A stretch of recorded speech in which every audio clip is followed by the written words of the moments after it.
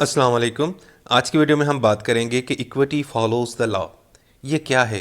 ये जनाब इक्विटी का एक प्रिंसिपल है, ये इक्विटी का एक फ़लसफ़ा है, ये इक्विटी की एक डॉक्ट्राइन है और ये मैक्सिम भी इसको बोलते हैं। सो इक्विटी फॉलोज द लॉ, इसका मतलब क्या है? और दूसरा, अगर क्वेश्चन में आपसे इस मैक्सिम के बारे में पूछा जाता है और कहा जाता है कि यार इक्विटी फॉलोज द लॉ, इसको ज़रा एक्सप्लेन तो करें, तो आपने इसके अंदर क्या चीज़ें मेंशन करनी है वो मैं आपको अभी इस वीडियो के अंदर बताता हूँ।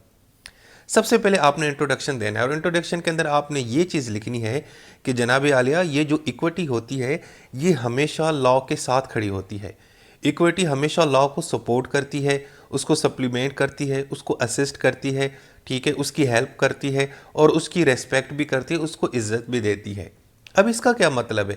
इसका मतलब ये है कि देखिए, कहीं भी अगर आपका कोई केस चल रहा है और आपको वहाँ पे लग रहा है कि यार यहाँ पे लॉ जो है ना वो मिल नहीं रहा, या लॉ खामोश है, या उसके अंदर कोई कमी है, या वो मौजूद ही नहीं है, तो वहाँ पे इक्विटी का यानी इक्विटी का इस्तेमाल होता है और इक्विटी उस लॉ को मदद करती है, यानी उस केस में लॉ को सपोर्ट करती है और उस मसले को हम हल कर पाते हैं। सो ये जो फ़लसफ़ा है ये बहुत ही पुराना और मशहूर फ़लसफ़ा है कि इक्विटी फॉलोज़ द लॉ। यानी ये अक्सर पहले कुछ लोग कहते थे कि जी इक्विटी और जो लॉ है ये दोनों डिफरेंट चीज़ें हैं या एक दूसरे के अगेंस्ट हैं, इन दोनों का आपस में क्लैश है या झगड़ा चलता है। तो भाई ऐसी कोई बात नहीं, इक्विटी तो बेचारी लॉ को सपोर्ट करती है, उसको सप्लीमेंट करती है। कहीं पे भी लॉ के अंदर कोई मसला होता है तो इक्विटी वहाँ पहुँच जाती है और उसको जनाब रेस्क्यू करती है। सो ये तो हो गया इंट्रोडक्शन। इंट्रोडक्शन के अंदर आपने ये लिखना है कि इक्विटी जो है ना लॉ को रिस्पेक्ट करती है, उसका साथ देती है, उसको असिस्ट करती है, उसकी हेल्प करती है, उसके साथ तावन करती है। और इवन कि जब लॉ को कोई मसला आता है या किसी केस के अंदर लॉ खामोश होता है तो इक्विटी के ज़रिए हम उस केस को हल कर पाते हैं। अब इसकी मीनिंग क्या है? इसकी मीनिंग ये है मैक्सिम की कि इक्विटी एक्चुअली जो है ना लॉ को सप्लीमेंट करती है, नॉट टू सुपरसीड। यानी वो उसको सुपरसीड नहीं करती भाई, उसको उसके उसके खिलाफ नहीं जाती, उसको कंट्रोल में नहीं करती लॉ को, बल्कि उसका साथ देती है।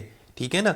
यहाँ पे मुझे ना वो एक मशहूर भारतीय फिल्म है तुम बिन का एक वो डायलॉग याद आता है जिसमें वो कहता है कि मैं जानता हूँ आपको सहारे की ज़रूरत नहीं, मैं सिर्फ आपका साथ देने आया हूँ।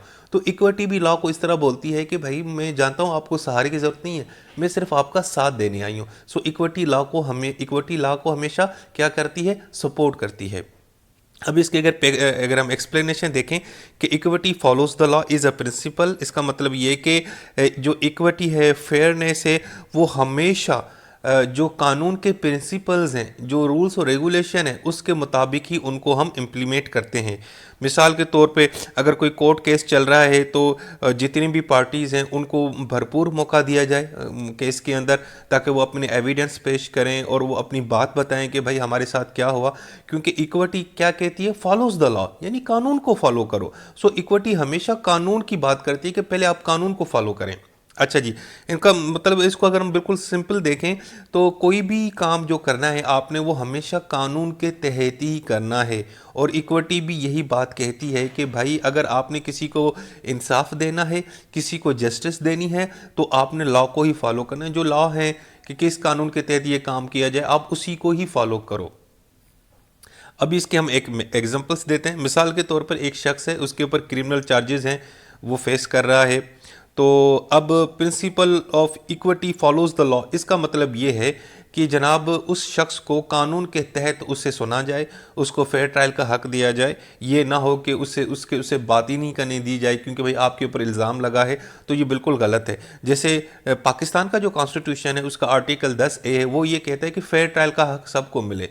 यानी कि अगर जिसने जुर्म किया है, जिसके ऊपर कोई इल्ज़ाम है, तो उसको भी आपने एक दफ़ा ज़रूर सुनना है और उसको भरपूर मौका देना है कि वो अपने दिफा में, अपनी डिफेंस में एविडेंस पेश करे, जो है ना सबूत पेश करे और बताए कि भाई ये जुर्म मैंने क्यों किया है।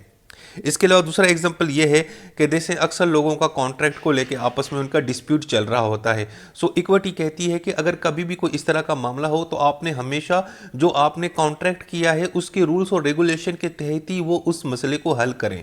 ठीक है, इसका मतलब इक्विटी यहाँ पे किस चीज़ की बात करिए? वो कानून की बात करिए। कौन से कानून की? जो कॉन्ट्रैक्ट में देखें, हम जब दो लोग आपस में कॉन्ट्रैक्ट करते हैं तो हम कॉन्ट्रैक्ट में ये कहते हैं ना कि जी हम ये काम इस असूलों के तहत, इस टर्म्स और कंडीशन के तहत करेंगे।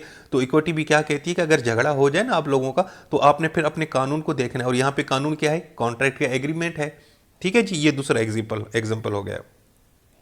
अब हम इसकी एप्लीकेशंस देखते हैं। बहुत सारे केसेस के अंदर हमें ना ये प्रिंसिपल नज़र आता है। Number one, contract dispute. जैसे पहले बताया, अगर आपका कॉन्ट्रैक्ट का डिस्प्यूट है, दो लोग आपस में लड़ पड़े हैं किसी मामले को और उन्होंने कोई कॉन्ट्रैक्ट किया हुआ था, तो आप अपने मसले को, प्रॉब्लम को कॉन्ट्रैक्ट के जो टर्म्स एंड कंडीशन के तहत ही हल करें। यानी इक्विटी क्या कहती है? Follows the law. और इस यहाँ पे लॉ क्या है? कॉन्ट्रैक्ट। इसी तरीके से जो क्रिमिनल ट्रायल केस चल रहा होता है, तो उसमें भी अदालतों को ये कहा जाता है कि जी आपने ना लॉ को फॉलो करना है। लॉ क्या कहता है? लॉ ये कहता है कि जी सबको फेयर ट्रायल का हक दिया जाए, किसी को आप प्रेशराइज मत करें, किसी विटनेस को जो है ना वो ब्लैकमेल मत करें, फेयर ट्रायल का हक दें, सबको बराबरी का मौका दिया जाए। तो ये एक ट्रायल का एक बुनियादी हक है और ये कानून कहता है। और इक्विटी भी क्या कहती है? इक्विटी कहती है इक फॉलोज द लॉ, यानी लॉ को फॉलो करो। सो क्रिमिनल ट्रायल के अंदर भी आपने लॉ को यानी फॉलो ही करना है। तीसरा example, real estate dispute. Property के डिस्प्यूट्स होते हैं, तो उसमें भी ये कहा जाता है जो प्रॉपर्टी के लॉज हैं उन्हीं के मुताबिक ही अपना मसला हल करो, क्योंकि यहाँ पे कानून कौन सा है? प्रॉपर्टी का। इसी तरीके से ट्रस्ट और इस्टेट के जो प्रॉब्लम होते हैं, ट्रस्ट का कोई इशू है, प्रॉपर्टी का कोई मसला है और ट्रस्टी का कोई इशू है, तो यहाँ पे भी ये कहता है कि अगर आप लोगों का इस तरह का कोई प्रॉब्लम हो, तो वहाँ पे जो आपने ट्रस्ट बनाया है या उसके जो रूल्स हैं या जो विल के रूल्स हैं, उसी के तहत आपने मसले को हल करना है। यानी यहाँ पे भी इक्विटी क्या कहती है? इक्विटी कहती है फॉलोज द लॉ। और लॉ पे यहाँ पे क्या है? ट्रस्ट और स्टेट के अंदर जो ट्रस्ट है या विल है या जो उसके लीगल प्रिंसिपल्स हैं। इसीलिए टैक्सेशन का जो मामला है, अगर आपने किसी शख्स को ऊपर टैक्स लगना है या कुछ भी है या किसी का कोई प्रॉब्लम है, तो उसको हल किस कानून के तहत करना है? जो टैक्सेशन के लॉज होंगे, जो रूल्स और रेगुलेशंस होंगे। तो यहां पे भी इक्विटी क्या कहती है? Follows the law. और लॉ इस केस के अंदर कौन है? Taxation laws and regulations. अब इसकी कुछ एक्सेप्शंस भी हैं कि जहाँ पे आप लॉ को फॉलो नहीं करते। ठीक है, क्यों नहीं करते? वो रीजंस देते हैं। मिसाल के तौर पर पहला ये है कि आपने कोई इस किस्म का कॉन्ट्रैक्ट किया है जो गलत तरीके से कॉन्ट्रैक्ट किया है, किसी को प्रेशराइज करके, ब्लैकमेल करके, ठीक है, उसको आपने धमकी और डरा के आपने उसके साथ कॉन्ट्रैक्ट कर दिया है और उसके बाद फिर उसके ऊपर कहें जी आप इसके ऊपर अमल करें, तो भाई यहाँ पे लॉ को फॉलो नहीं किया जाएगा। यहाँ पे equity follows the law principal इस्तेमाल नहीं होगा, क्योंकि भाई वो जो कॉन्ट्रैक्ट है वो बना ही गलत तरीके से है, तो उसके ऊपर अमल क्यों करें हम? ठीक है जी। दूसरा, फ्रॉड और मिस रिप्रेजेंटेशन। अगर अदालत ने कोई ऐसा फैसला दिया है जो जिसके अंदर एक शख्स ने फ्रॉड किया है, मिस रिप्रेजेंट किया है, एक बंदा अदालत जाता है और कहता है कि जी मेरे साथ बड़ा जुल्म हुआ, अगले बंदे ने मुझे इतनी चोटें मारी हैं, मुझे हक दिया जाए, इंसाफ दिया जाए, और अदालत उसकी बात सुन के ना उसके हक में फैसला दे देती है और अगले बंदे को फाइन कर देती है। बाद में पता चलता है कि यार वो बंदा तो फ्रॉडी था, उसने मेकअप किया हुआ था, चेहरे पर उसने मेकअप करके बताया कि जी यहाँ पे जख्म लगे, उसको किसी ने चोट नहीं लगाई। तो अब ये जो फैसला है, इस फैसले के ऊपर अमल नहीं होगा। क्यों? इक्विटी फॉलोज द लॉ, यहाँ प्रिंसिपल इस्तेमाल नहीं होगा, क्योंकि यार ये जो लॉ था, ये जो फैसला दिया अदालत ने, वो फ्रॉड और मिस रिप्रेजेंटेशन पे, यानी अदालत को धोखा दिया गया, अदालत ने जो है ना तहकीक नहीं की और गलत फैसला दे दिया। ठीक है, तो यहाँ पे भी इक्विटी फॉलोज द लॉ का प्रिंसिपल इस्तेमाल नहीं होगा।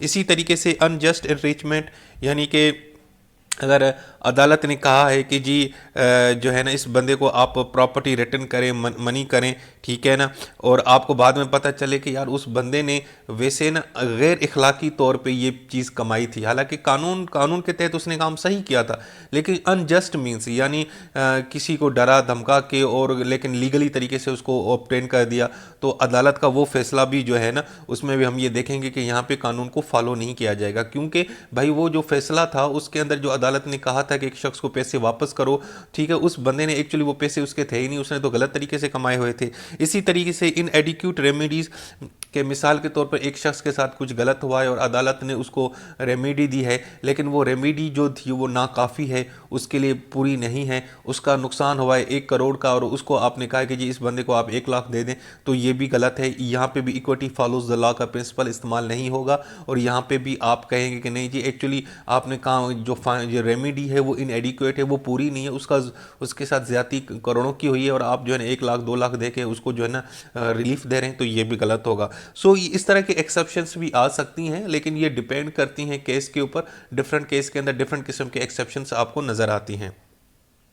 अब हम देखते हैं इसके डिफरेंट और अहम तरीन एस्पेक्ट्स क्या हो सकते हैं। नंबर 1 कि इक्विटी फॉलोज लॉ का जो सबसे पहला जो है वो एस्पेक्ट है वो कि ये भाई इसके अंदर कंसिस्टेंसी होनी चाहिए, ये बिल्कुल कांस्टेंट तौर पे चीज़ चली आ रही है, इसके अंदर कोई किस्म की रुकावट या कोई इंटरप्शन ना हो। दूसरा ये फेयरनेस होनी चाहिए, फेयरनेस नज़र आए हमें इस प्रिंसिपल के अंदर। दूसरा फ्लेक्सिबिलिटी इसके अंदर नज़र आनी चाहिए और ट्रांसपेरेंसी होनी चाहिए इस प्रिंसिपल को जब आप फॉलो कर रहे हो या अप्लाई कर रहे हो। सो देखा जाए तो ये बड़ा एक अहम किस्म का मैगज़म है और बड़ा सीधा साधा है कि इक्विटी फॉलोज़ द लॉ, कि इक्विटी हमेशा लॉ को फॉलो करती है और लॉ को सप्लीमेंट करती है, उसको हेल्प करती है। वो ये कहती है कि कोई भी आपने काम करना है, किसी को भी आपने जस्टिस या फेयरनेस प्रोवाइड करनी है तो लॉ के तहत ही करनी है। जो रूल्स और रेगुलेशन दिए गए हैं उसी के तहत ही आपने लोगों को इंसाफ और फेयरनेस प्रोवाइड करनी है। सो दोस्तों, ये थी आज की वीडियो और इसके अंदर हमने पहला जो मैगज़म है वो डिस्कस किया है। उम्मीद है आप लोगों को ये पसंद आ गया होगा। अगर आया है तो यार शेयर कर दिया करो, सब्सक्राइब भी कर दिया करो और अपने दोस्तों के साथ उनके व्हाट्सएप ग्रुप में भी भेज दिया करो। ओके जी, अल्लाह हाफिज़।